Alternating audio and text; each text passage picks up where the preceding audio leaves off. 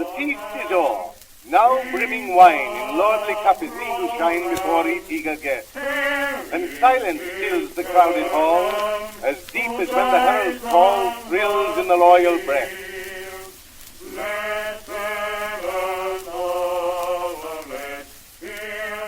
Welcome back to the Weird Medieval Guys podcast. I'm Olivia, and this is Aaron, my co-host. And this is Joe Mason, my other co-host. Hello. What's happening?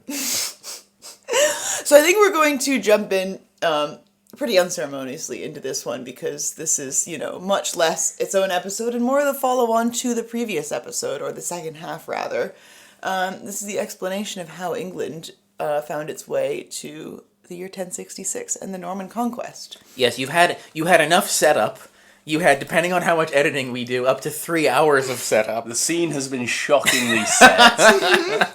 We spent so long talking about counties. These wooden fucking trees are beautifully painted Exactly. to the highest standard.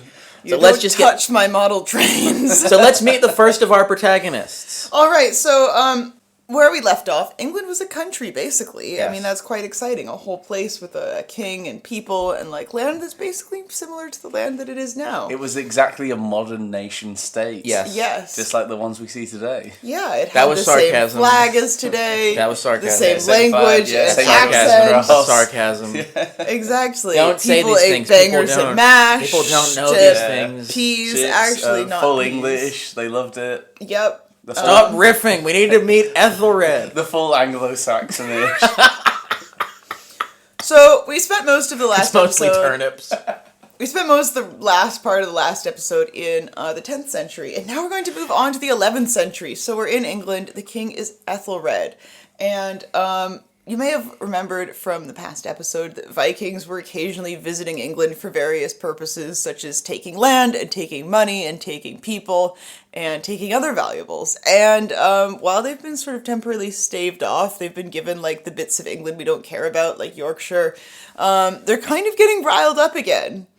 And it's not great. And more Vikings are coming over from the Nordic parts of Europe. And Ethelred is not super stoked about having to deal with this. And so he's handing over, basically, when these Vikings show up or kick up a fuss, huge amounts of money. Basically protection money. So think of the Vikings as being a little bit like the mob. And Ethelred is a little bit like a local business owner who's got to pay just to keep things running. Yeah, and this money that he is paying to Viking raiders to essentially go away money gets called the Danegeld, and it's hugely, hugely extortionate for the Kingdom of England to keep paying this money. But the central problem with the Danegeld is that it provides an even more efficient way for Vikings to make money off of England than before, because previously you had to go and kill a bunch of monks. Now you just show up, and somebody hands you a big bag of cash that you can then spend to build more ships. Yep. Can't sum up the voice again. Hurdy-gurdy. Nice early medieval kingship you have here. Shame if something were to happen to it. Yeah, Ethelred has been known as Ethelred the Unready in the historical record. It should be said that the Unready is basically sort of middle/Old English epithet that means ill-advised. It means, it's unread. Yeah, so Raiden is to talk or to advise, and Ethelred is quite funny because it means noble advice. So it's actually a pun because it's noble advice, the ill-advised. Yeah. It works Take better that, in you Old dickhead. English. Yeah. Let me tell you. Sorry. But Lovin'. Oh, fuck, yeah. We're keeping that in. scampering. Listen to the end of the last episode if you don't understand this. Oh, the Shabbat's going quite wet. Yes. Just how we like it. Yeah, anyway, yeah. We can't keep this in. We can? Can't. Can? No.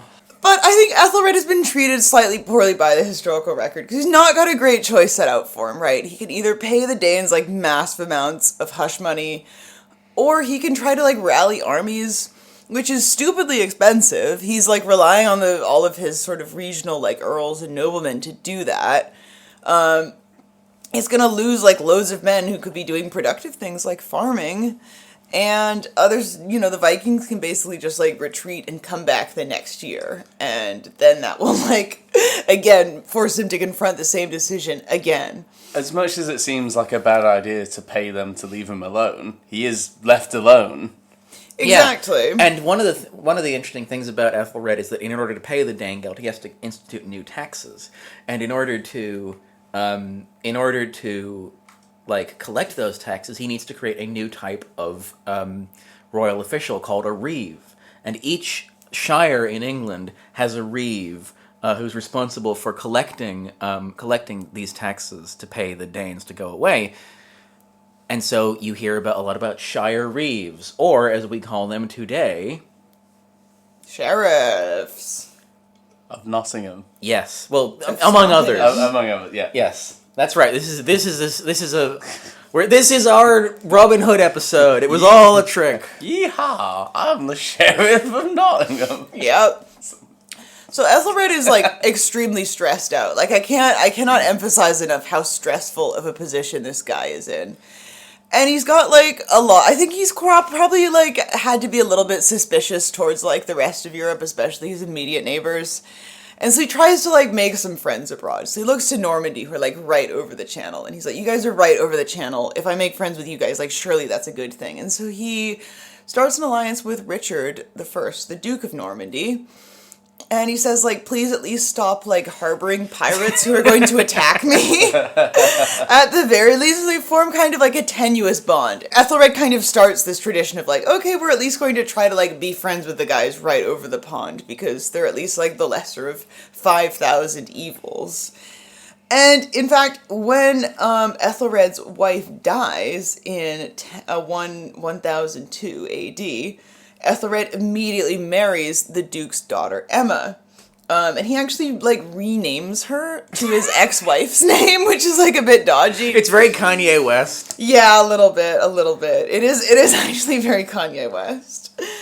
And they have 2 sons, Alfred and Edward. And anyways, like, I think eventually Ethelred gets a bit tired of trying to sort of, like, be the nice guy, not piss anyone off. And he's like, okay, you know what we can do to fight off all these Vikings? We need, like, a bazillion boats. So he commissions, like, 300 boats, exactly, to tell the truth. Slightly fewer than a bazillion. 300 boats, and, like, I think he really is one of the most unlucky guys in, like, the English historical record, because it goes incredibly awry. There's, like, a spat between 2 of the boatsmen, and one of them just, like, sort of fucks off and starts, like, sabotaging the defense mission that they're trying to launch against the Vikings. 80 of the 300 boats go in pursuit. No, I think 100 of the 300 boats go in pursuit, and 80 of them end up, like, dashing themselves upon the rocks of the south coast of England. And the guy who goes rogue is a guy named Wulfnith, who, if you live in London, you may have heard of a church called St. Mary Woolnoth, and that is alleged to be a church that he sponsored himself. But yeah, Wulfnith manages to screw Ethelred over and basically completely cripple his entire, like, military defense strategy, which leads to 5 years of basically the Vikings claiming more and more and more land throughout, like, the south and east of England. And when you see how poorly that went, maybe the option of paying them to leave you alone made a lot more sense, because this sort of early medieval warfare, where you have, like, maybe a semi-complex state, but it is very fragile in the face of warfare. Actually going out to fight is very high risk. You're relying on all these personal relationships not going wrong. So, and, like, the consequences of failing are 100 times worse than just not fighting at all. Yeah, and I think that's why it's interesting that, like, the retrospective historiography of Ethelred is so relentlessly negative. Like, medieval historians of the time keep bluntly inventing anecdotes from early in his reign. They're like, oh yeah, this guy was always a wrong un. Like, there's a story about allegedly at his christening, he sort of had diarrhea all down St. Dunstan. No! Oh, really? Yes! Shit! And there's constant comets in the sky. Like, the vibes are bad. Oh no. 2-headed goats, etc. Yeah, it's classic medieval, like, when politics is going awry, people start finding weird sigils and signs. He's not just a dude in a bad position, he, like, fundamentally sucks. And I think the political climate of England at the time is very febrile. It's also around about the year 1000, and so people are already sort of primed to expect sort of divine intervention and divine retribution.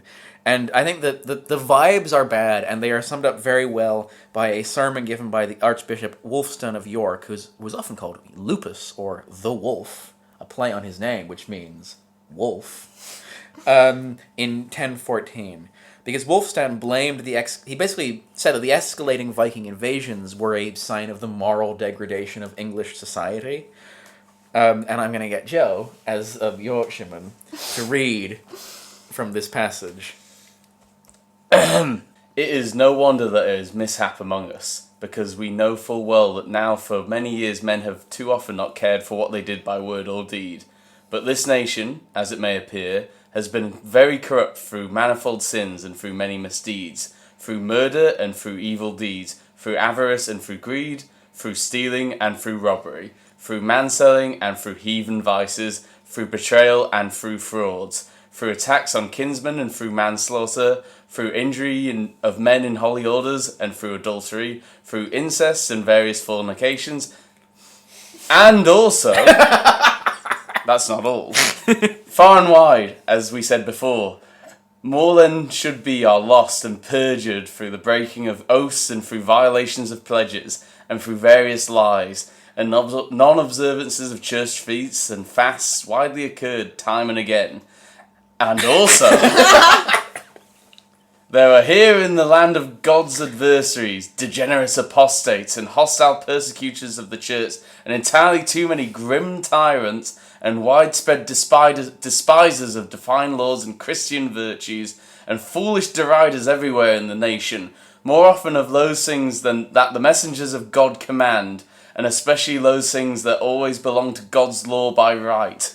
Yeah, it's fire and brimstone stuff. It's definitely something that you could have heard in many Christian countries at basically any point in the past Who's that? 1500 years. If it reminds you of Gildas, Yeah. there's a reason why. Because they're doing the exact same thing. Yeah. Yeah, exactly. So Ethelred is kind of continually having to decide, do I ask like all the guys in my kingdom to pay £1 billion to make the Vikings go away, or £1 billion to buy everyone a sword to try to fight the Vikings off? And it is a difficult decision.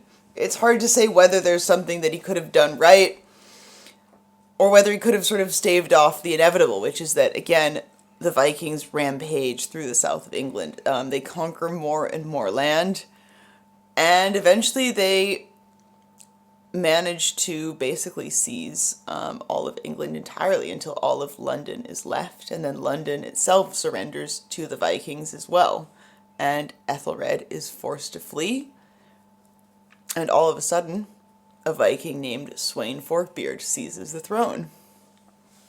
It's very easy to be a sort of fantasy football league style king, fantasy king of England. Yeah. Say, well, you know, the problem with Ethelred the Unready is he always tried to walk it in. You know, and there were a lot of ludicrous displays. But I challenge you, dear listener, to do better. Why don't you become king of England? All of our listeners play those map games. Yeah, and The Hearts of Iron map games. They definitely think they could. Oh, yeah. Yeah, and I think that, for me, I think it's true that whatever Ethelred did, it didn't work. And I think, for me, the reason why it didn't work is because the Viking raids of the 11th century are essentially a test and then a failure of the capacity of the English state. Where essentially, in order to stave the Vikings off, the English state has to essentially start cannibalizing itself to extract more and more wealth from the population to pay these Vikings off, or just to repel them. And England isn't able to sustain the political support for that. You know, bluntly, Sweyn Forkbeard conquering England is an enormous achievement for Sweyn Forkbeard. The fattest of all the Vikings. Sweyn Forkbeard. Ethelred He just got little bits of pulled pork. Ethelred the unbreaded. I think we might, guys, do you think we might be a bit hungry?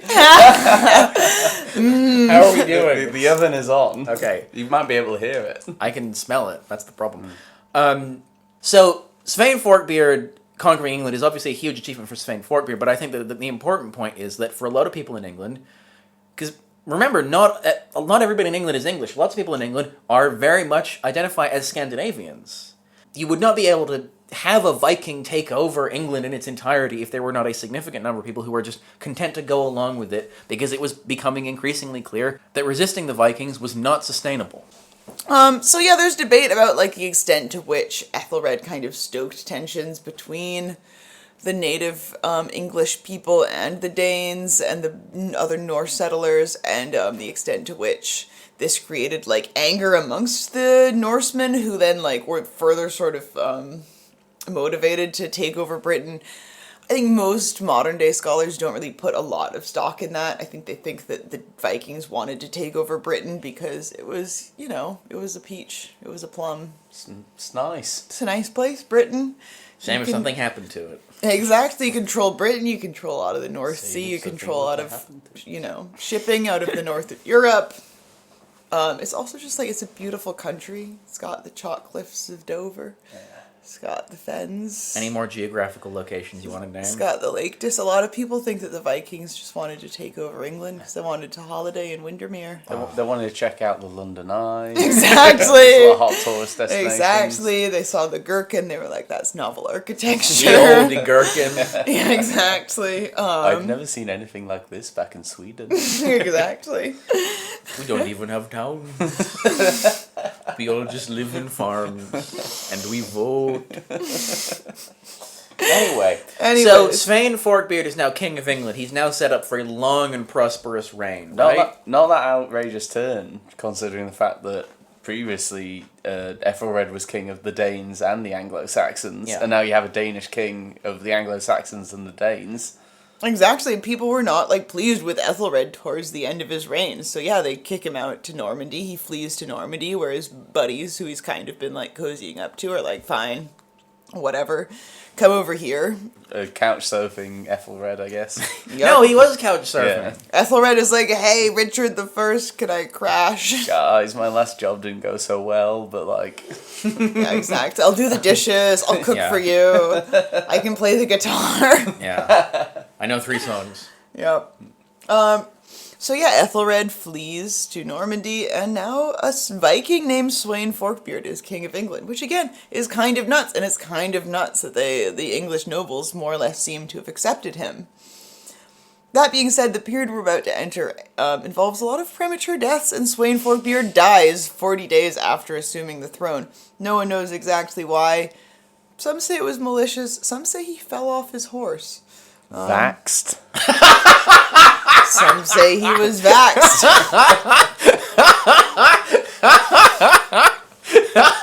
So Ethelred thinks, okay, this charismatic Viking leader, Sweyn Forkbeard, is dead. Time for me to return gloriously to England as their once and future king. And they do let him back on the explicit condition that he's going to do a better job than last time, which I think is awesome. Yeah, I know, it's so He bad. shall rule them better than before. It's going to be different than last time, I promise, though. But I think, you know, again, this is like a moment where we see the sort of consensus building mechanisms of like this burgeoning English state, because he still has to have like a stamp from these like, you know, 30-odd like noble guys who are willing to tell him, yeah, fine, you can come back. Mm-hmm. So it is like a formalization of the power that the nobility hold and the consensus that has to be reached. But he does come back. Yeah. So, problem solved, right? Ethelred forever, baby. Yeah, I'm going to live forever. Yeah, except what happens almost immediately is that Sweyn Forkbeard's son, Knut, arrives on the scene. And he also wants to take over England, and then Ethelred dies. Yeah. Vax. Ethelred dies untimely, and like that creates a political opportunity for Canute. Yes. So Canute invades England, So in the wake of Athelstan's death, the Witan, the assembly of great nobles of Anglo-Saxon England who choose the next king, they elect Canute as the king. But the city of London, who are still a very well-organized political community at this point, revolt, instead choosing Athelstan's son Edmund, who later gets the name Edmund Ironside for just generally being cool.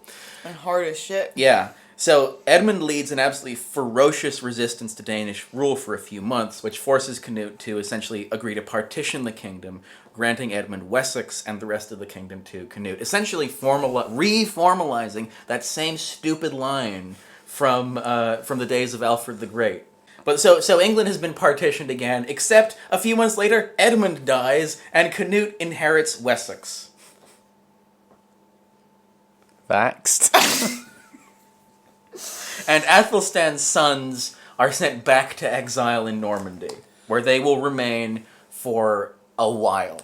I think it's tragic that we don't have the sort of Eastern Roman Empire sort of tradition of sudden deaths, wherein it truly is like a clear metaphor for he was poisoned. Yeah. Like it's a less sophisticated political culture, so instead guys just die. Oh, not to get into this, we will get into some Byzantine assassinations and emperor offings in the next episode. It's going to be very fun. And you'll see how much more slick they were with it. Yeah. Well, also they were just like, yeah, we fucking killed him. What are you going to do? I mean, some of these dudes probably just fell into a toilet. Well, that's one of the things that, like, in Wolf Hall, they're kind of, like, quite clear about, is, like, they get the fancy French executioner to kill Anne Boleyn, but all of the English people are like, no, mate. If you're gonna execute me, do it the good old-fashioned way. Yeah. With an axe. Chop my head off I don't care how many strikes it takes, like... I'm a fucking Englishman. I was born in Stoke, live in Stoke, die in Stoke. Yep.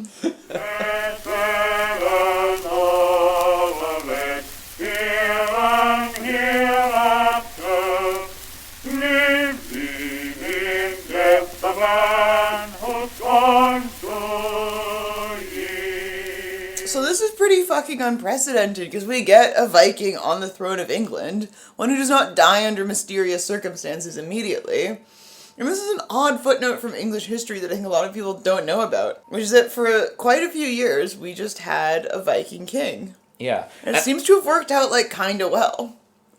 And when we say a Viking king, I think we need to emphasize a couple of things, like, he is a Christian. He was baptized. He is, and he makes a great show of being a model Christian king. Like, he goes on pilgrimage to Rome in 1027. And he's also performatively conciliatory to the House of Wessex. This is the late Viking era. They've already scared off all the weirdos to Iceland and Greenland. These guys are trying to settle down and start a family. Everyone who can be normal is hanging around now. Can we just be like normal Europeans, please, with worse weather? But he literally goes so far as to present Edmund Ironside's tomb with an elaborate woven cloak decorated with peacocks. Oh, that's quite sweet. I know, it's quite nice. But he's not... Whether or not he's like this iron-fisted kind of Viking warlord is a bit more ambiguous. Like, he does immediately after becoming king levy a tax of over £12,000 on England as a whole. Essentially to pay all the Viking armies to just fuck off. Because he has once and for all. He sort of has the exact same problem. Yeah. Well, it's the classic poachers turned gamekeepers problem. Yeah, like all these guys who got used to getting fat off either being paid to leave or raiding are now like, well, we run this place. Yeah. Where do we get the money from? The people. Just taxes. Yeah. There's a way. It's automated extraction. I've often compared taxes to Viking raids.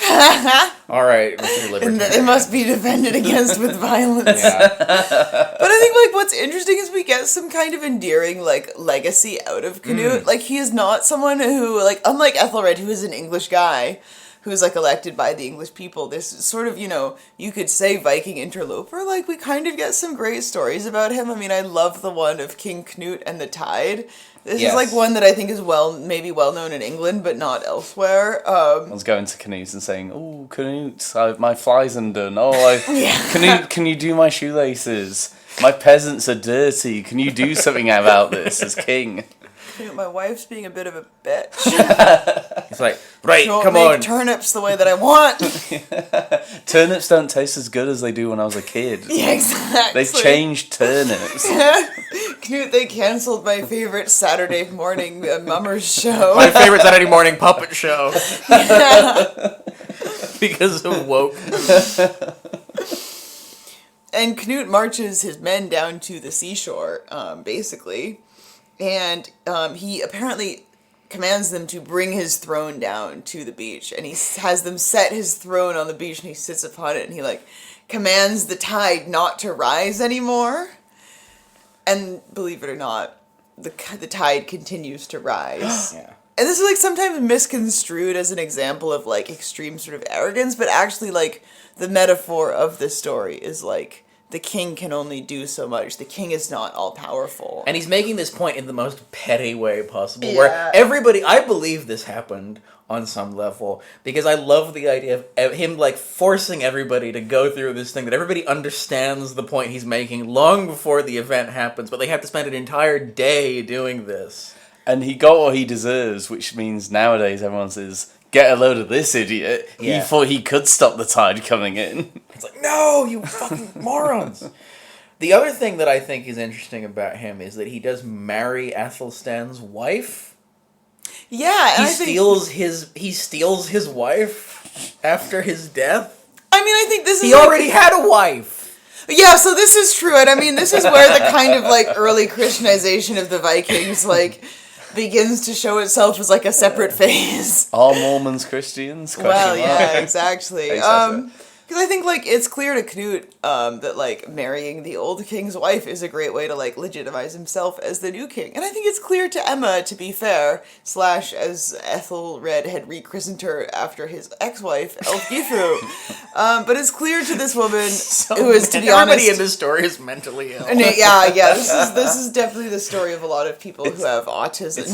It's a lot of very normal guys. Yeah. But I Anyway. think Emma also knows that, this is a good way for her and maybe even her sons, who she's had by Ethelred, to, not die under suspicious circumstances, as loads of people in this story have. Yes, so one of the things, we talked about how Knut is being very conciliatory to the sort of the family of Edmund Ironside. One of the things that he does do is that he sends Edmund Ironside's sons to the King of Sweden with a sort of note saying, please kill these guys. Dispose of them. But the interesting thing is that the King of Sweden doesn't do that. He's just like, you can go to Hungary.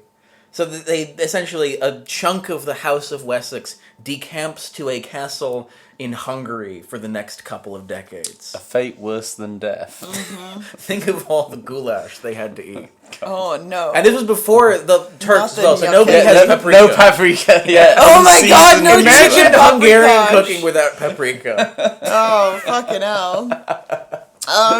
Yeah, no, it's messed up, and yeah, he marries Emma. He already has a wife. That wife is not dead. He just kind of sidelines her, and it's apparently fine, because people are still working out, I think, at this point, what the church is. Has clerical celibacy happened yet? Let's call clerical celibacy is starting to happen. The reform movement is gaining pace in the church on the continent, but has not really reached Britain yet. Presumably in part because of stuff like this. Yeah. Well, it certainly hasn't reached fucking Scandinavia, where they've been doing polygamy for, 500 years, and they're just like, well, I don't understand why Jesus didn't say anything about that. Exactly. But yeah, so one of the interesting things about Canute, though, is that yes, he's this kind of ambiguous. Is he a little bit English? Is he a little bit Viking? Is he a little bit Christian? He's all of these things, and English sources don't really criticize him. They seem to think that he was pretty chill. What's interesting, though, is that Danish sources are quite different. So Ottar the Black, in a skaldic celebration of his conquest of England, says that you smote the race of Edgar in that raid. The deep dike flowed over the bodies of the Northumbrians. Edmund's noble offspring met with deadly wounds. They could not defend their strongholds when you attacked. So it's like he's doing classic Viking shit of killing people's families and taking their strongholds and so on. So there's clearly an audience in the Scandinavian community that still valorizes that kind of behavior, even though this guy is very clearly wants to be seen as a legitimate English king and wants to be seen as a rightful Christian king. He's sort of like code switching between Yes. two friends. Yeah. No, he is. That's a really good way It's of like, putting okay, it. I can't make those jokes in front of my No, girlfriend's exactly. friends. He's like, mate, like I'm bringing my new girlfriend tonight. It's like, please, everyone, like, act cool. Yeah. He's wiping. He's going to Scandinavia and putting on the mascara and Yeah. dyeing the hair black. Yeah. So he mostly keeps the kind of infrastructure of English government intact, but he does make one major change that is important to the story of 1066, which is that he replaces the role of the county earlderman, who is like the guy who is in charge of managing a county on behalf of the king, with jarls, or as the English call them, Earls. who are responsible for the administration and defense of these huge provinces that broadly map onto the old 9th century kingdoms of Wessex, Northumbria, Mercia, and East Anglia. Yeah, and I think another interesting thing that will put Knut in contrast to future people with designs on England is that he doesn't like completely replace the nobility or like the legal systems or the court systems or anything. In fact, a lot of the nobility stay English, although Knut does appoint a lot of like newly made men from amongst like the, I don't know, B-lists, I guess, of the English nobility. Well, most of the A-list died in the war with Edmund Ironside, so there is a sort of necessity for that. Yeah, so you have this interesting thing where like a lot of English guys who were kind of like secondary players before, like suddenly come to the front. And I think you do have to wonder as well, like, are some of these guys being promoted because maybe they were helpful to Knut, maybe they played some role in Edmund Ironside dying? I don't know. Nobody knows. This was 1,000 years ago. They got local connections, they know how things were run. Yeah, they got like ears on the streets. And so you do have like a whole sort of nouveau riche, I would say, that form amongst the men of England. And one of the big players who will play a pretty massive role in the rest of this episode is a man named Godwin. He's a little bit mysterious in that like we don't know exactly where he comes from or who he is. So he is super nouveau riche. Like this is a guy who like drives the most expensive Range Rover. He has like 3 Rolex watches and like an XL Bully. His Range Rover does have working class on the number plate. Yeah, exactly. No, he is like true Essex geezer. Like, oh he's my God. he's loads of money. And like Look he that is up. also like he is from like a piece of shit background allegedly, because one of the rumors about who his father is that his father is Wulfnith, who betrayed King Ethelred at in Kent when they were trying to stave off the Vikings.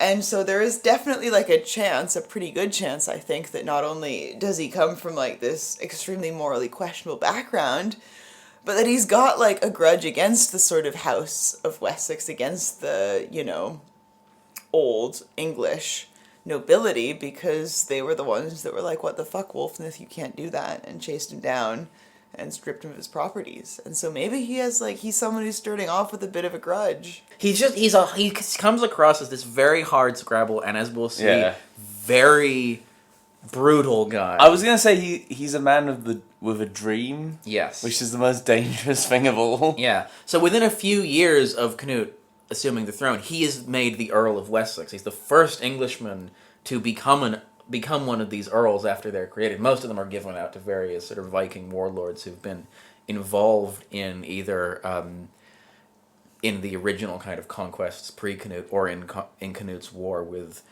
Edmund. And he ends up actually marrying Geitha, who is a Danish noblewoman who's related closely to Knut's family. Now, Godwin wasn't Knut's only English earl, so by the 1020s, Mercia is ruled by Leofric, who's the son of the old earldoman of the Hwicce sorry, I had to really enunciate that, the Hwicce under Ethelred. But Godwin is clearly the number 2. He is the Ned Stark to Knut's Robert Baratheon. So Knut is also, the other thing to understand about him is that he's enormously ambitious in European politics. So 2 years after conquering England, he succeeds his brother Harold as the King of Denmark. And then in 1028, he launches an invasion of Norway, deposing the Norwegian king Olaf, and bringing pretty much all of the North Sea suddenly under his dominion, which leads to a political community that is often referred to as the North Sea Empire. And I think like you cannot underestimate how much of a peach this situation is.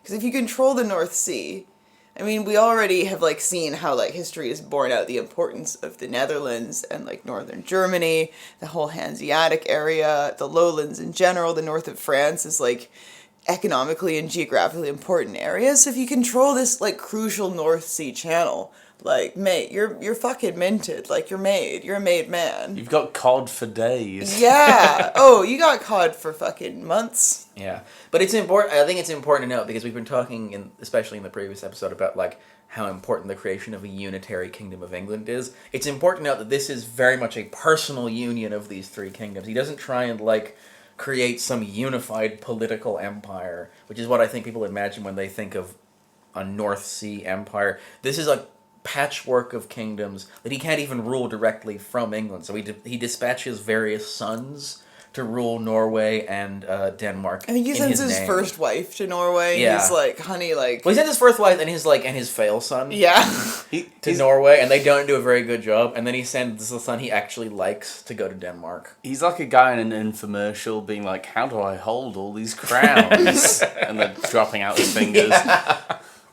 Well, speaking of crowns dropping out of his fingers, despite being a pretty titanic seed bestriding figure who is incredibly important in European politics, Canute dies in November 1034. Oh, fuck. Yeah, that's true. Shit. And also, without a clear reason for his death. Facts. Awkward. I mean, at least he got like 20 years. Never in danger, wailed our fathers, free and undaunted, they sought our freedom. So Canute had quite unhelpfully, for England's political stability, sired 2 healthy adult sons by 2 different women. I never thought polygamy would come back to bite me in the ass. Said every Ottoman sultan on their Crucially, deathbed. like, he has a son who's like eligible heir, but he sent that son to Norway. Yeah. And it's like, you need to sort out Norway. So there are 2 sons that we need to keep track of, right? Because they're sons by 2 different women. So at some point prior to becoming king, Canute had a son by an English woman by the name of Elfgifu called Harold Harefoot. Then, with Emma of Normandy, they had another son, Harthacnut. Not to mention, like, the few sons that, like, Emma's got kicking about from her first marriage with Ethelred. Oh yeah, they're still in Normandy. They're like, ooh, can we come back to England soon? Well, we'll get to them in a second. Might maybe be, mine? Yeah. My independent, work hasn't really worked out. Exactly. Is there a spot in the company for that? Exactly. So there are 2 competing candidates to be Canute's heir for the kingdoms of England, Norway, and Denmark. And so once again, as happens when there's a succession crisis in England, the Witan was convened in Oxford. And the Anglo-Saxon Chronicle basically tells us, uncharacteristically for the Anglo-Saxon Chronicle, does tell us what the kind of political split was. So Godwin and Emma were way behind Harthacnut. But Harold Harefoot was supported by the men of the north and Earl Leofric of Mercia and also the men of London. Too right. Yeah, once Canute dies, we have 2 of his sons who both have, like, pretty decent claims, especially because the guy who's got the better claim is away dealing with stuff in Norway, and so he can't actually be there to rule. So there's a lot of tension regarding that, and meanwhile, we also have Emma of Normandy's 2 other sons, Edward and Alfred, who have been kicking about in Normandy and are kind of waiting for their opportunity to come back. And they think, oh, maybe, it's time for, like, us to come back. We've had a Viking king for 20 years, but, like, that's nothing compared to how long Pete Wessex was in charge. Mm-hmm. So maybe it's time for us to come back. So under somewhat mysterious circumstances, both of them come back to England. In 1036. In 1036, only for Alfred to get murdered. Yeah, so he arrived with a bodyguard of Norman mercenaries who are... And again, the reason why he arrives, it's kind of... It's a bit ambiguous. Why does Alfred try and come... why do Alfred and Edward try and come to England? Some say the English were just like gagging for them to come back and were like, please come rule us, daddy. Some people say, oh, this was like a bit of a trap in the first place, which is a theory that is somewhat substantiated again by the fact that Alfred immediately is set upon by Godwin's men. Yes. And is basically abducted and not murdered, but dies under quite brutal circumstances after being tortured in captivity. Vax. No, on this circumstances, we actually do have a pretty good explanation. Don't they gouge out his eyes or something really brutal? They gouge out, basically, all the men in Alfred's kind of company are slaughtered. Oh yeah, I've got a poem that I'm not going to read, but does go into excruciating detail.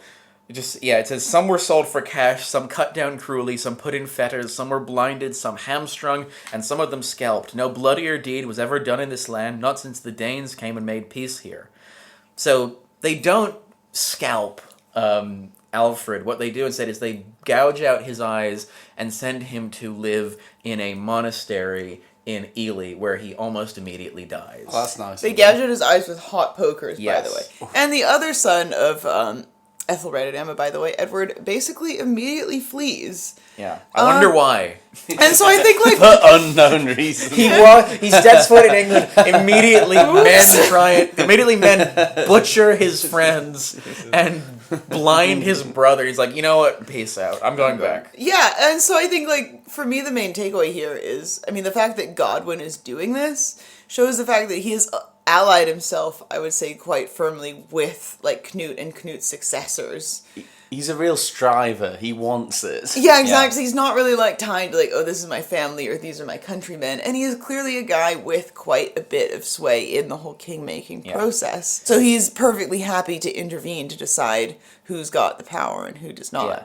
So, yeah, and I think, like, at this point in the story, for me, when I was reading this is when, like, Godwin starts to take shape for me as, like, a guy who's a complete bastard and is both, like, willing to do anything sort of for power and for clout, but is also regarded as, like, a complete piece of shit, I think, by, like, the rest of the world. And he's such an interesting guy for this, I think. I mean, one of my favorite, quite apocryphal, like, legends about him is, like, wow, this whole succession crisis between these two sons is going on. Yeah, because they keep beefing with each other and trading thrones. Yeah, exactly. It's truly not worth dealing into the bloody details. Yeah, but anyways, like, one of them dies. The guy who, like, Godwin has been working on behalf of and has blinded Alfred on behalf of. And the new one who takes the throne, like, Godwin sort of grovels to him and is like, actually, I'm going to be on your side now. And apparently he sends Godwin to dig up the rotting corpse of the first son from Westminster Abbey and behead it and throw it into the fens by the River Thames. So he sends Godwin basically to, like, do the dirty work with his own hands, as if he's saying, like, look what you've done. Desecrate the corpse of his friend. Yeah. Godwin's switching between the most horrible deeds imaginable in any culture to, I'm just a little guy. Yeah. And it's my birthday. Yeah. The important point is that by 1042, both Harold Harefoot and Hartha Canute have died, some under suspicious circumstances. Let's be honest, both under suspicious circumstances. And the great men of England, sort of with not... So the line of Canute is basically done, and so the great men of England turn south to the surviving son of Ethelred the Unready and invite him to return to England. And this is the man that will later become known as Edward the Confessor. And the funny thing is that Godwin, despite being a bastard who spent, like, the past 20 years supporting various Vikings over, like, his own countrymen, seems to support Edward coming back to England from Normandy and assuming the throne. And why exactly this is, I think, is a little bit of an unknown. I think one could imagine maybe, you know, Godwin just being, like, quite a powerful guy and possibly seeing this sort of, like, alienated sort of guy who's spent a lot of time across the pond as maybe being someone who he can exert some influence over, for instance. Yeah, I mean, he has no... Edward has no power base. When he arrives in England, he has no power base in English politics. And so actually, if you're Godwin, having essentially a cipher on the English throne who nevertheless has this kind of this dynastic legitimacy, would be quite a good idea. Yeah, exactly. And we do see, like, basically right off the bat, like, Edward knows he has to play ball with Godwin, despite the fact that I think he knows, you know, obviously, like, the relationship between them is quite acrimonious, you know, or there's reason for some tension between them in the first place, because Godwin, like, probably killed Edward's brother, never really suffered any consequences for that. But yeah, he's like a guy that Edward just has to work with, you know. I think, like, in any co-worker situation, they're basically stuck together and they have to sort of play ball with each other until something gives. It's hard to challenge a guy when he keeps talking about getting his blinding stick out. Yeah, exactly. I can show you my blinding stick and tell you about the last time I used it. Oh, your brother loved the blinding stick. There's a really nice monastery this time of year. Maybe you'd like to visit. Yeah. And I think maybe, like, some of the fallout from this is the fact that Edward goes down in history as being, like, a bit of a wet blanket, like, kind of a lame guy. He definitely has, like, I'd say he's not seen as being quite as, like, stupid as Ethelred is, but he is definitely seen as being, like, quite ineffectual. Or alternatively, as a sort of blind religious zealot. That's Yeah. the other kind of... Who, like, loves God too much to, like, Yeah. govern his kingdom. least People are like, you know, can you pass a law? And he's like, no, I'm praying. Sorry, I have to go to church. Yeah. But but those are just ways of explaining the hard realpolitik of the situation. This guy's been in Normandy. He's never really, he spent his entire adult life there. He doesn't really know anything about England or English politics and how much English politics has changed since he left almost 20 years ago. In a way, religion is probably what he had most in common with the guys back in England. Absolutely. It's the one constant. Yeah, and I think he does make a lot of smart choices because he has these pre-existing connections in Normandy, and so he tries to, you know, continue to, like, shore up his support in Normandy and amongst the Normans and maintain those alliances while dealing with the, you know, perfidious Englishmen at home. This will have no consequences. Yep. So yeah, but meanwhile, like, Godwin is very much working, he's working pretty hard at sort of, you know, getting his fingers in basically every single pie. He's scheming, he's got fires in the iron. Yeah. You know, he's rubbing his hands together. Yeah. There's a big montage of him stalking around the palace. Traipsing, muttering, yeah. So he marries, Godwin marries his daughter Edith to Edward, so now his daughter is the king's wife. So that's, again, pretty big move. And also, any children that come of that marriage will be the unification of his family, which is, again, this kind of, like, nobody, like, lesser noble family from, like, the arse end of Wessex will now be part of the royal line moving forward. At least that's the idea. No, exactly. And it's, this is, like, for me, a really interesting sort of, like, turning point, because you could easily see how this would look like, you know, for both parties, for Edward and Godwin. This is like, oh, we could finally put all of this quarreling and, like, quibbling and murder behind us, because if Godwin's daughter and Edward have a kid, then, like, that kid will be Godwin's grandkid and will probably assume the throne if it's a son, and then Godwin will be, like, a made man for life. Edward will have an heir. It will all be completely legitimate and above board. And obviously, what does the one thing that the marriage does not do is produce any children whatsoever. Yes. So there's a lot of theories about this. The English historiography after this is just like, well, he was such a devout man, he didn't want to have sex with a woman who was, like, much younger than him. Young enough to be his daughter. Yes. Specifically, although she was 25. Yeah. So, and he was, like, 45. It's a very Leo So DiCaprio kind of relationship. Yeah, but it's not like, It's not you know, May, December, but it's like, I don't know, May, September. You know, it's something that would, like, raise eyebrows now, but, like, in the context of medieval court politics, he would not have, you know, it would not be expected that, like, a 25-year-old woman and a 45-year-old man would be such a shocking matchup that he would be like, I just also, can't. we're going to see much more... She's too nubile. We're going to see much more problematic age gaps later in the story. Exactly. And a lot of, I think, the reason why we don't know is because Edith herself sort of after the fact, does a lot of sort of historiographizing and says, like, oh, this was why he was so pious. Which obviously, if my marriage failed to produce a child, I would also be like, oh, we were too pious. Yeah, bro, I've actually been weren't- chased this whole time. Yeah. Yeah. It's not that we were going at it every night and just like one of us, clearly something wasn't working out with at least one of us. Yeah, I mean, we Edith, were just too chaste. Edith is a really interesting character in all this because she is sort of, she doesn't really get to kind of play a role in the story in media res. But after the fact, she does kind of get to do a little bit of kind of massaging the historical narrative. And yeah, if you were the queen who failed to produce any legit or any heirs at all, that is a huge political problem. But it's also for you a great kind of shame and embarrassment potentially. When in fact the reality is that some people just can't have kids.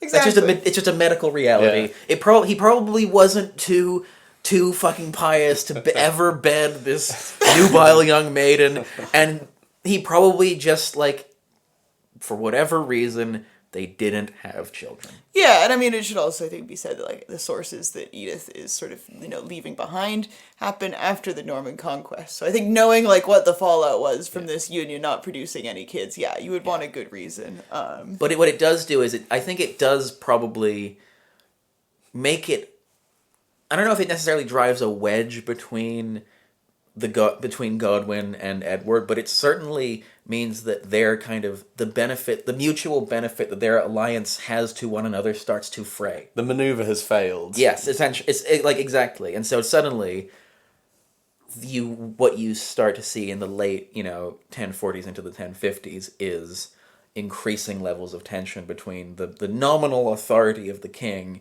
and the kind of the real power of the throne, which is the earldom of Wessex. Godwin's walking around talking about the hot irons again. No, definitely. And Edward is sort of, as well continuing to, like, try to play to both sides. He's, like, calling in political favors. He's kind of trying to cozy up to everyone. He's putting out a lot of fires. And he is trying to, I would say, increase Norman influence in England because he brings over, like, loads of Norman dignitaries.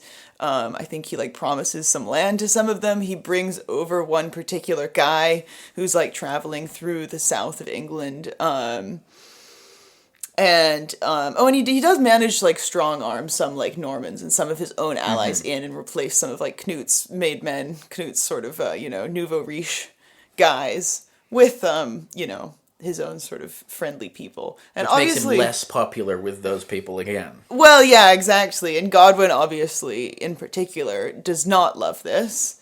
And so in the early 1050s, actually, there's a huge incident in Dover, in Wessex, so part of, like, Godwin's land, where visiting Norman noble and his men show up to, stay the night, and basically all of the townspeople of Dover just, like, riot and start, like, knocking Norman heads together. People die. It turns into a huge conflict.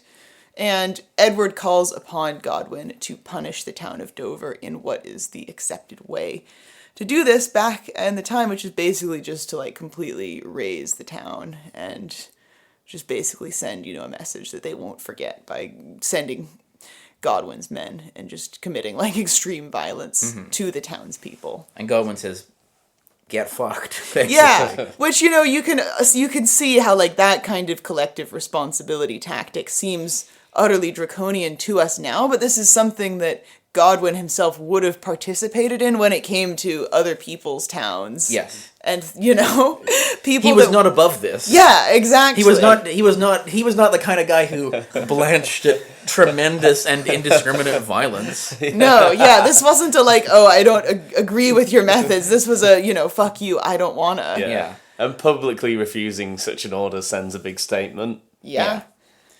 Like, it means something to be told and say no. Yeah, and so what happens is that Godwin is accused of being a traitor to the king, and he and his sons are essentially declared outlaws and given 5 days to flee the country. And poor Queen Edith, by the way, just gets sent to a convent.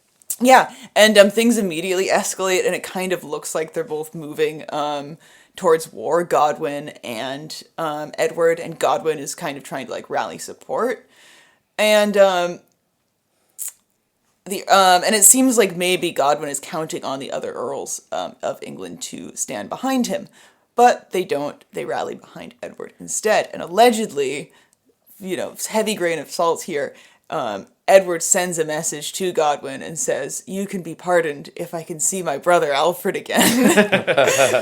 Which is great. But I think it also, that moment also is an incredibly instructive moment because it shows that the other earls of England, and I think the Earl of Mercia in particular, they have also recognized that the Godwins are a threat to their own political kind of autonomy. And so actually Godwin getting taken down a peg serves them quite well. I think it's important to remember there are basically three poles of English politics at this point, which is the Godwinsons, Edward, and then just every other earl. Godwin and his sons are declared outlaws, and they're given 5 days to flee the country.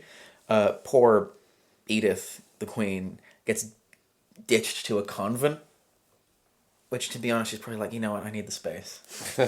All you people are mental. Edith is a really nice character. She's like very well-read, very sophisticated woman, and she's dealing with all these psychos. But anyway, so obviously Godwin and his sons do not accept this, and they immediately start planning their grand return. So Godwin sends his son Harold to Ireland to start raising an army, while Godwin himself sort of holes up in Flanders, which is where as we will see, where Godwinsons go when the going gets tough. When the going gets tough, the Godwinsons get going to Flanders. To get some stroopwafel. And so in 1052, they return at the head of a war fleet, and the local burghers and peasants of the south coast of England basically rally to him and say, well, we're not going to fight you, you're our earl. Welcome back. And in a humiliating climb down, Edward allows Godwin to return. And this has essentially, in a moment, dissipated any kind of authority that Edward previously had to rule as anything other than a cipher for the powerful families of England and a mediator in English politics.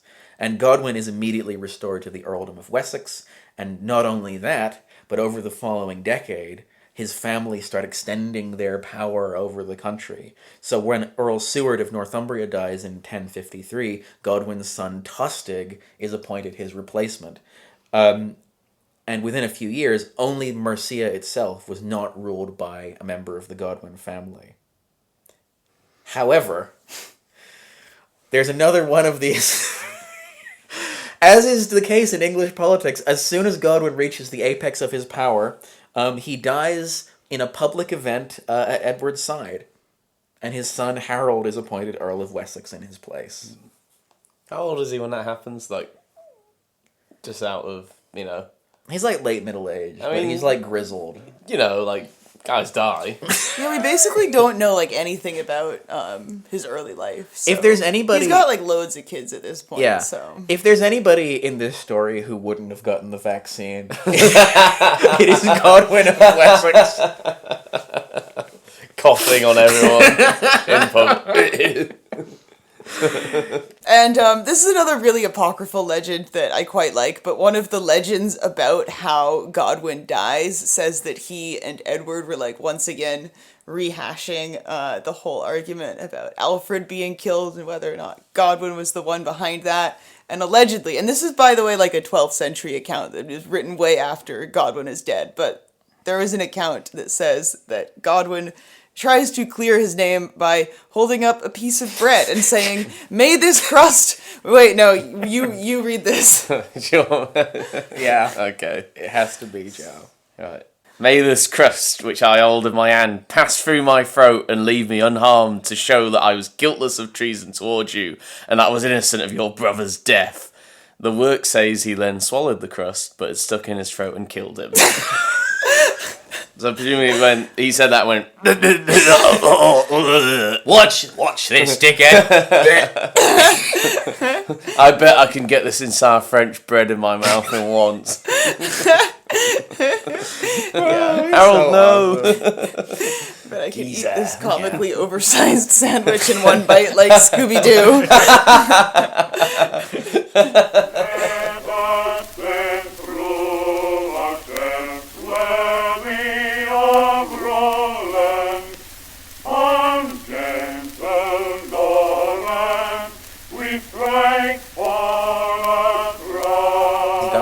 Power is increasingly kind of consolidated within their clan.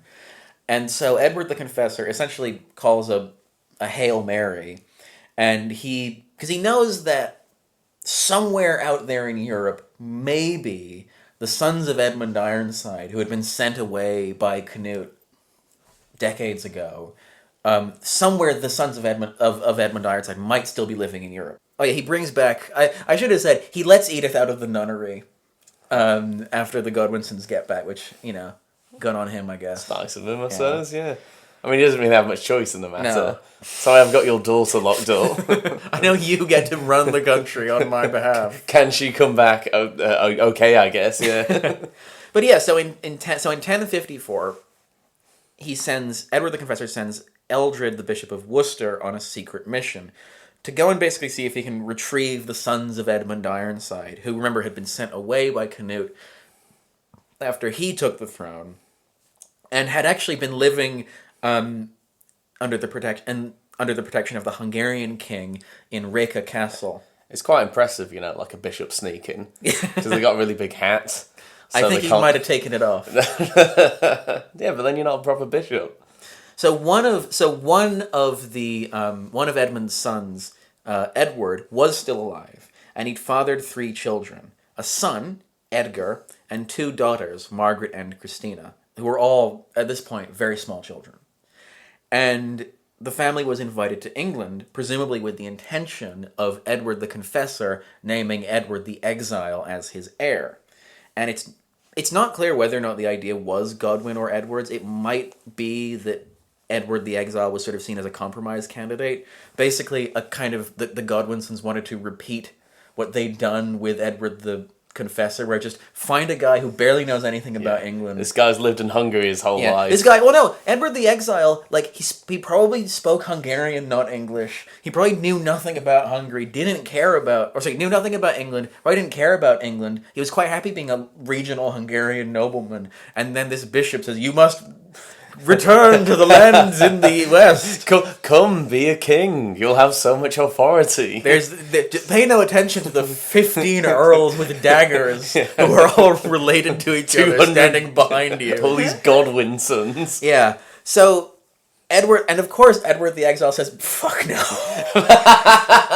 Absolutely not. I'd rather eat this unseasoned goulash. I'd rather eat this bread. Yeah. I like living in a country where the bread doesn't kill you. Yeah. So, however, in 1057, he does return to England at last, and what do you think happens when he sets foot in England? Almost moments before he even meets with Edward the Confessor, what do you think happens to him? He dies. If I am to be a puppet king, may this crust of bread strike me down.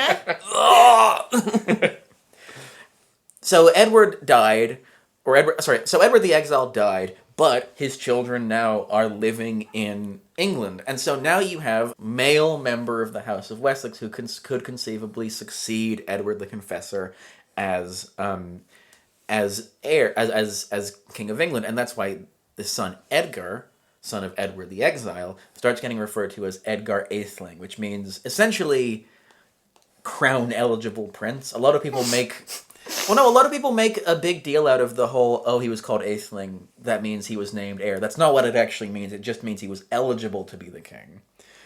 And there is some evidence that, Edgar was considered as a candidate for an heir, despite the fact that he's, again, a small child in the 1050s. So he was recorded in the Liber Vitae of Winchester Cathedral as a prince, and his name was placed where we would expect a royal son to appear, basically after Edward and Edith's names. But Edward, if he did intend for Edgar to succeed him, Edward never really made a serious attempt to, advance him, to give him lands or titles. He just, have this... I think, to be honest, it was just useful to have this kid around as a, threat, essentially. to the Godwinsons. Watch out, I have a small Hungarian child. Ooh. His language isn't even Indo-European. It's a different thing. It's like a linguistic isolate. It's like Mongolian, maybe? Maybe. We don't know. Finno-ugric? Might be it might be Finnish. But yeah, I mean, yeah, because he's now, just because Godwin's dead doesn't mean that, like, Edward's troubles are gone. Because he's got the, 4 or 5 sons of Godwin to deal with. And they're all horrible little men. And, they're each dreadful. of their way. Each in their own way. I mean, you've got Sweyn, who's the oldest one, who unfortunately, will not live to see the end of this story. Because around this time, he's, taking himself out in spectacular fashion. This bread looks delicious.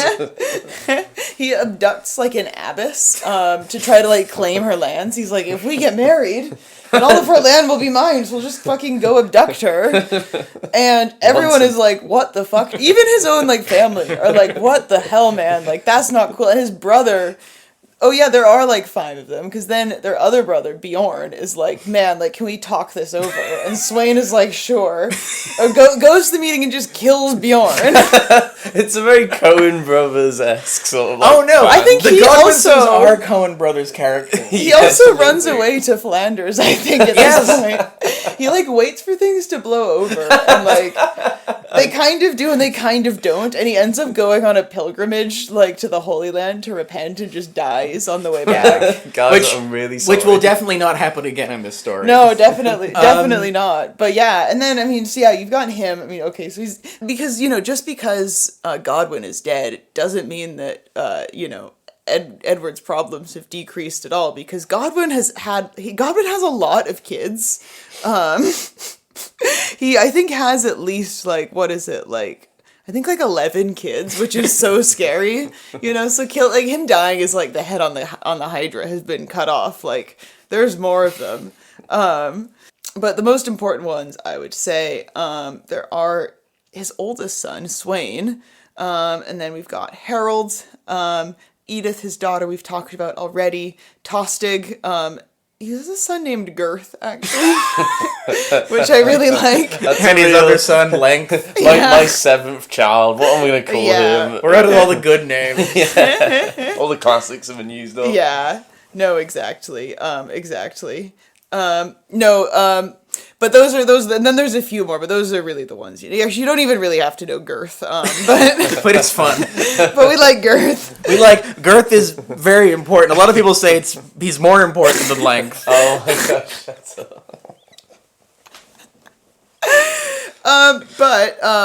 Well, first of all, Sweyn is not going to see out the end of this story, so he's the oldest one, but he also seems to be a complete loose cannon. He seems to be a bit of a mad lad, and, well, yeah, he is a bit of a legend, to be fair. While these events are going on, he abducts one of the abbesses of England, I think just basically to seize her land. He has a cunning money making He wants her scheme. He wants her Yeah. tracts of land. It could be described as a caper. Yeah. Again, they're very Coen Brothers-esque. Yeah. The Godwinsons. No, exactly. And everyone is like, what the fuck, man? Edward is, but also his own family are like, mate, you can't do that. He can't be kidnapping abbesses. Yeah. And so he gets exiled and he goes to Flanders, as these people often do. He goes to Denmark and seemingly gets expelled from Denmark and is like, okay, well, you know what? I may as well try to go back to England.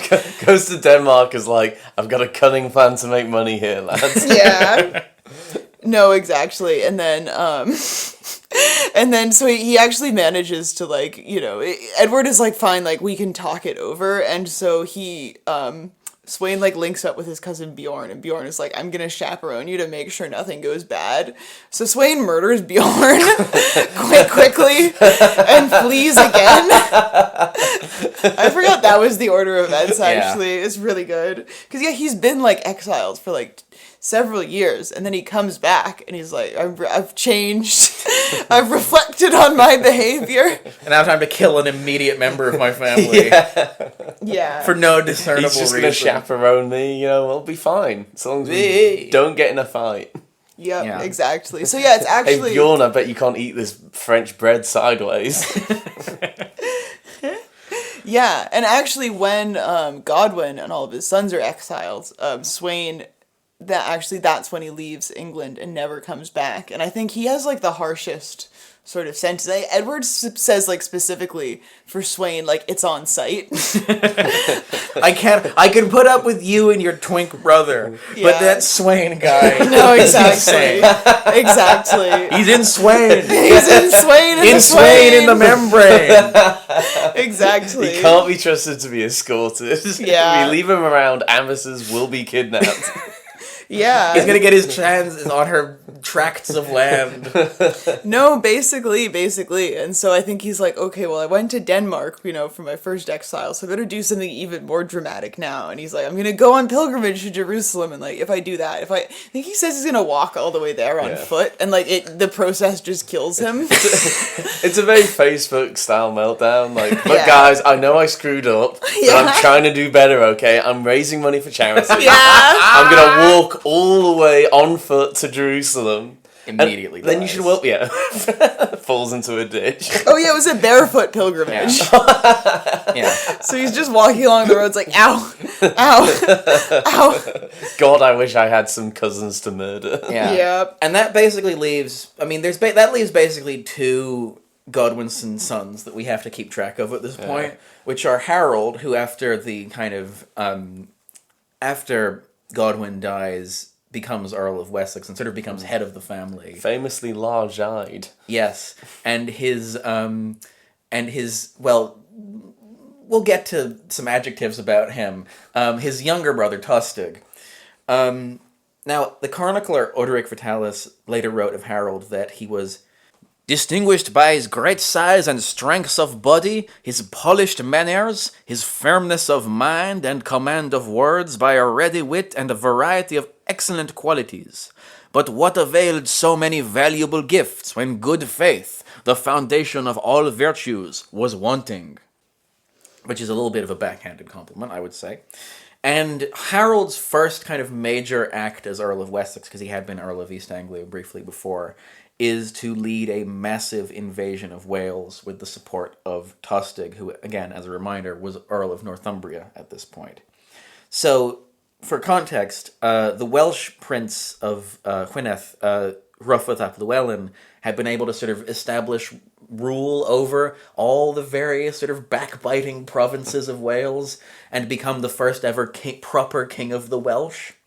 And he'd done that with the help of a pivotal alliance with the Earl of Mercia, because again, the Earl of Mercia has been boxed in for the last couple of years by the advancing Godwinsons. He's like, okay, who can I work with? Oh God, Wales, I guess.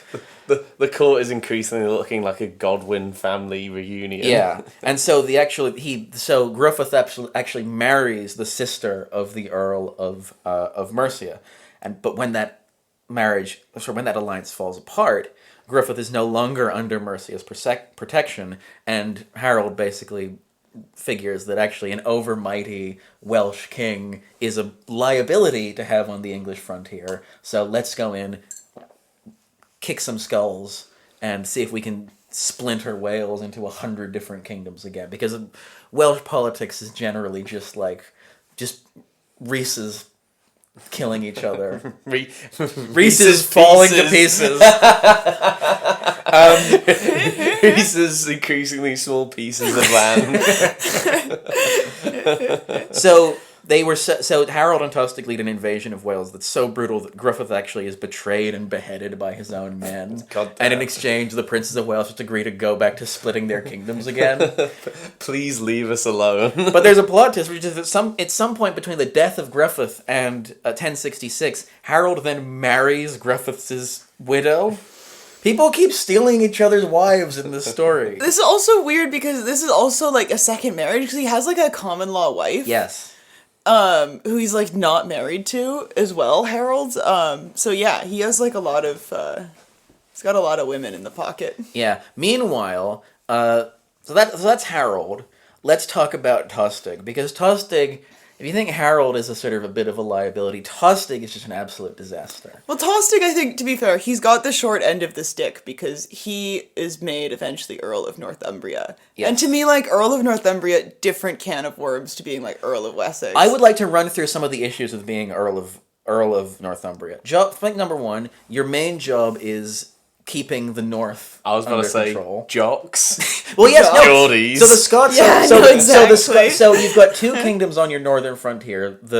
So problem number one, Northumbria is probably the hardest English province to rule. It's the furthest from any of the sort of southern centers of power, and there's just a lot of banditry. Number two, you've got the Kingdom of Scotland to your immediate north, who love raiding, and so keeping the Scots out is a core part of the job. And number three, it's just the North has seen itself for a really long time as a kind of independent political community, and Tostig is from the south. He is the son of the Earl of Wessex. I think you can think, like, he would have thought he could do a good job because, like, you know, his mom is, like, a Viking, Yes. and so you can see him as, like, kind of arriving And he has a in Viking name. Northumbria as, like, one of those Irish Americans who goes back to Ireland and is like, no, listen, like, Oh my I'm god, half- you I'm guys, half my Dane. great grandfather Yeah. was from Kerry. But yeah, they don't seem to love him up there. They immediately hate He him. seems to have been, like, really passive on fighting with the Scots, but he's actually, like, mates with the Scottish king. Yeah. So He's like, he puts up, like, not that much resistance to, like, Scotland- you know, the raiding. So So the he's king like, of- I don't want to piss my friend off. Guys. Because Guys. the reason for that is that so the King of Scots at this point is Malcolm III, Malcolm Canmore, also, which means Big Heed, who is this sort of titanic character. He is Malcolm from Macbeth. So Macbeth has been happening off screen throughout this entire story. And of course, as anybody who knows Macbeth knows that Malcolm was placed on the Scottish throne with the support of Earl Seward, the previous Earl of Northumbria. And so he is seen as this guy who's going to be amenable to working with the English and sort of and understands what side his bread is buttered on. But what he does instead is immediately start raiding the north of England. He annexes Cumbria, Yeah. probably, which had been this sort of perennial border region but that had sort of switched hands back and forth between, at various points, the Brittonic Kingdom of Strathclyde, the Kingdom of Scots, and the Kingdom of the English. He then also he just causes problems, and and Tostig doesn't really do anything. He just sort of accepts it as a fait accompli. He isn't even in the north when this is happening. Yeah, and he's also, like, I think, you know, he's really living in, like, the New Hampshire of England in a way, because they're also, like, very libertarian. Yeah. Like, the Danish sort of population, or the Danish descended population, like, they're not really used to paying a lot of taxes or having, like, to encounter the long arm of the law that much. Oh no, they pay like 1/6 of the taxes of Wessex. And so when Tostig is like, guys, like, we need to go to Wales to, like, keep you guys, or, like, you know, go to Scotland to, like, keep everyone from getting killed, they're like, well, isn't there a way to do that without raising any levies? Can't we just make it happen without spending any extra money? Yeah. And Tostig has to be like, no, guys, we need to spend extra money to buy swords and pay people, and all the Danes and are everyone like, in Yorkshire is like, we "Why hate don't you, go you fuck soft yourself?" southern boy. And Sorry, there's a budget cap, so Yeah. you do need to solve these problems, but you can't raise taxes. And also, Yeah. we think you're effete and feminine and Yes. weak because you're not from here. because you're a Zoomer. Yeah.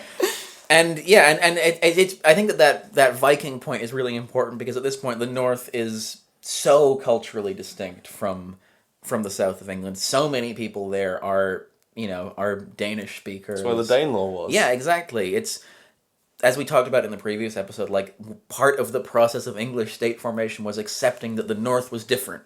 Yeah. And the North would have to be able to govern itself, and with only a few exceptions, since Northumbria was absorbed into England, they have basically let the North govern itself. And now here's this, southern twink coming along and telling you need to raise fucking taxes. Hey, guys. And so Tostig faces almost immediate political backlash from this, to which his response is, well, what if I just assassinate my political opponents? The Godwin classic. Yeah, so he just starts knocking off various sort of thanes and minor and It's sort like, of, this is what my dad did. yeah. But it doesn't work because nobody respects him. Yeah. And so in 1065, there's an enormous revolt in across They're like, Northumbria. oh my god, we hate you so much. Yeah. Guys, he's not but getting I'm like a real Viking. yeah, exactly. No. He's like, no, I am a real Viking. I've Look, been doing so many assassinations. Look, I he's can like, hold look, this I have the axe. horned helmet. And they're like, you idiot, we don't wear the horned helmets. I really love a rotten fish, right, Yeah. guys? Right? No, you have to do it in a certain way. Yeah. It's fermented, not rotten. But yeah, and he's getting like no help whatsoever from any of his family as well. Well, to be fair, it's hard to get a campaign going, but there's this enormous revolt that starts in the city of York, where they just start slaughtering all of his kind of allies, and demanding that essentially the brother of the Earl of Mercia becomes the new Earl of Northumbria, and that and Tostig is kicked out, and so Harold, Tostig's brother, is sent by Edward to kind of mediate between the rebels and Tostig. Because, by the way, while all this is happening, Edward has started to get deathly ill.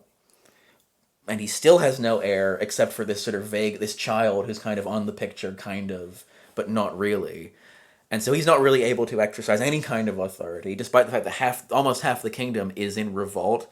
And by the way, the Mercians have joined the Northumbrians now. So basically, the whole kingdom is on the verge of falling apart. Ask me about the struggles of trying to do anything well. Yeah. Ill. No, exactly. Yeah, and I mean, I think one of the reasons why Harold isn't much help as well is because he's been away traveling.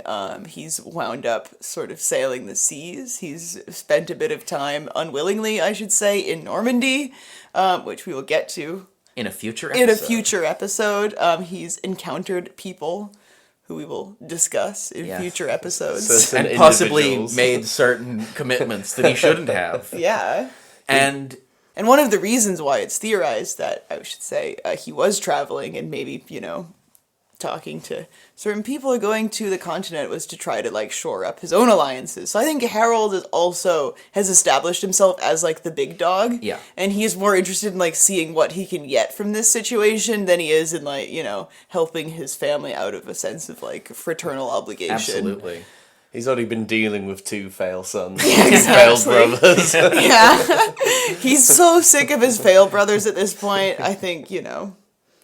you can blame him. So he rides north and meets with with the rebels and with Tostig, and eventually he just says, "Well, you know what? Actually, on behalf of the king, you can have a new earl."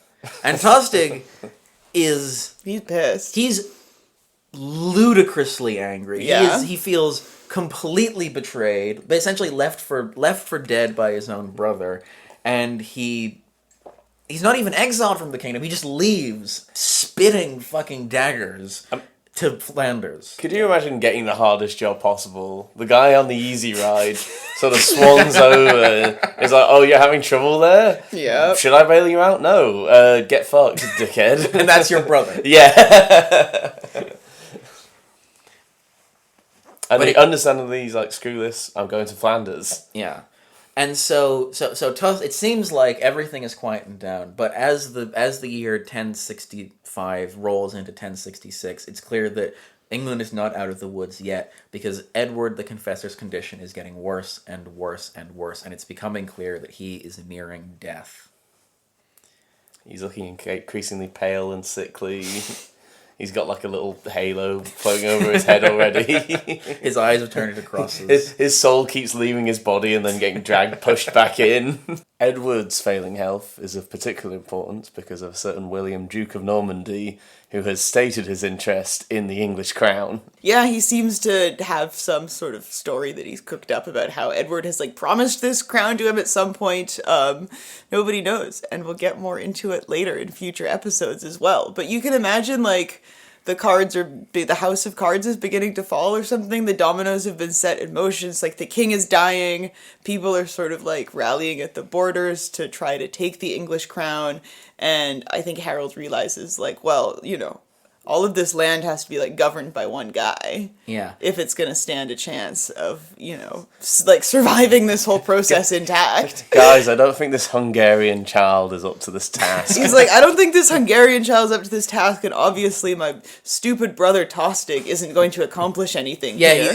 Tostig is currently off in Flanders becoming Iago from Othello. Yeah, he's just like, hunched over, seething. like ranting in Flemish. And Harold is like, this is probably probably won't come back to bite me. Yeah, so on the 5th of January, 1066, Edward the Confessor dies.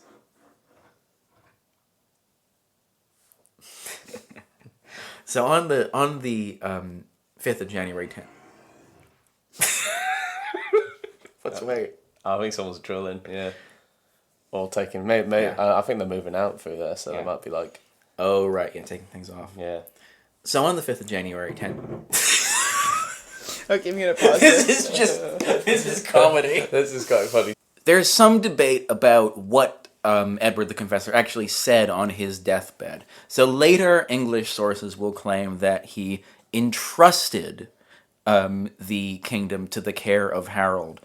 But this is different versions of the Anglo-Saxon Chronicle are sort of equivocal about this.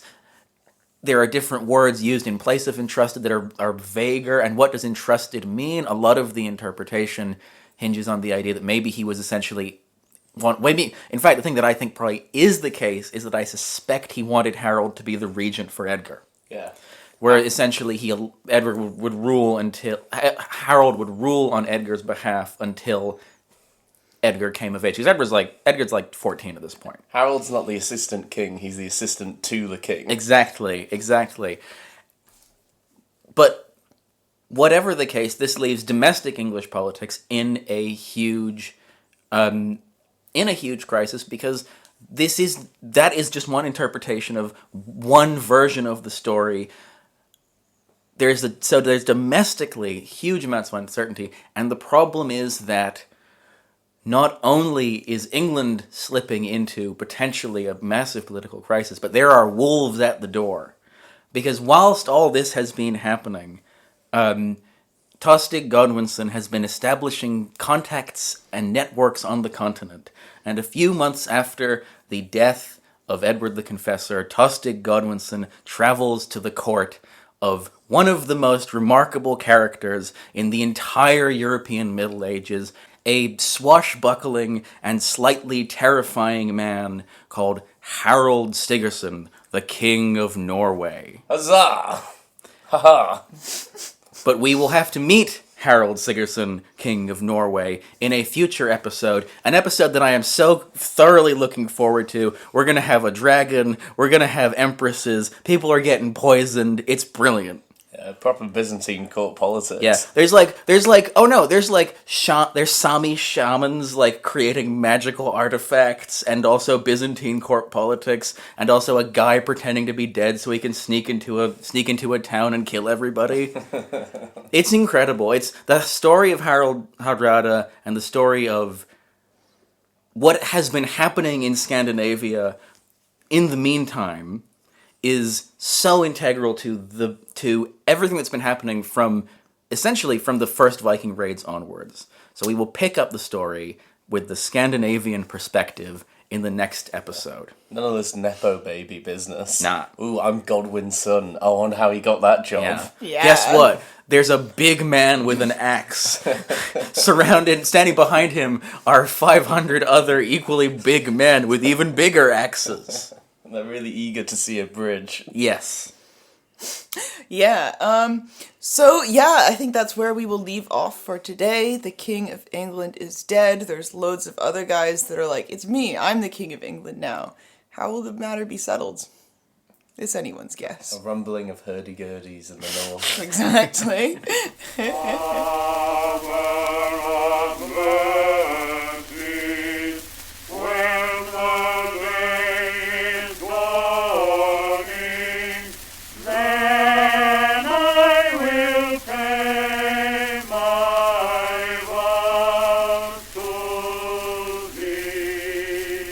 Alright, well that is just about going to do us for this episode of the Weird Medieval Guys podcast. If you like this episode and if you like this podcast, please do leave us a 5-star review. If you leave us enough 5-star reviews, we might not go on a 5-month hiatus again. That's right, that was a threat. And if you also like the show, you can leave us a Spotify comment and Olivia might read it out. What? That was her Spotify noise. Yep. What? That was the noise I make when I tap directly into the Spotify API using my brain. We plugged the data, the neuro link into a data jack on the back of her neck. I can see all the songs. There's numbers scrolling over her eyes. Yeah. She's like, wow, these artists really don't make much money. Yeah. Yeah. The numbers are a lot of zeros. Oh. $0. Pound sign, yeah. 0 pennies. Pound sign 0.03. As I'm binging this podcast in a scattered order, you can imagine my surprise when in one episode this archaeologist Joe Mason is stuck in a hole, and another turned into a frog. Then I learn he is a very real person and a guest on the show. Brilliant. 10 out of 10. We'll keep listening. This is what people don't understand about the podcast, is it is an ongoing narrative. Yeah. Also, I'm not real. This is just me doing a voice. Yeah, it's true. Like, anytime you talk over each other, it's just poor editing. Olivia's accidentally overlaid 2 tracks on each other.